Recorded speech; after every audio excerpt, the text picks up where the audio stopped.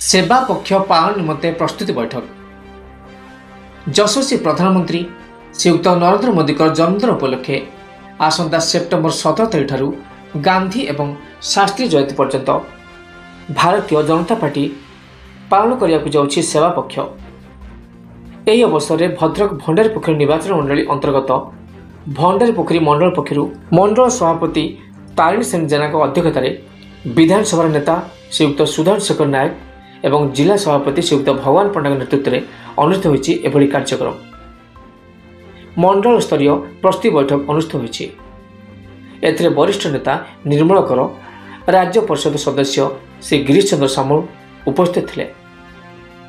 भद्रकरू Hemant महालिक report ओटीएन TV.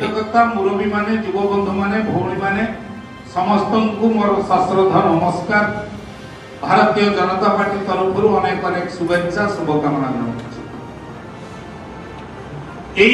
सेवा पक्ष संपर्क में पार्क समुद्र बेलाभूमि ऐतिहासिक स्थान समेत समस्त सार्वजनीन स्थान को सफा करने।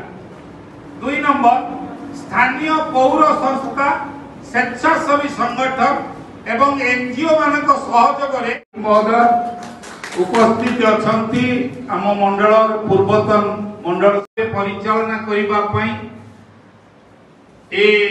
मंडल जे प्रभारी अछंती आमर श्रीयुक्त दिलीप कुमार साहू महोदय।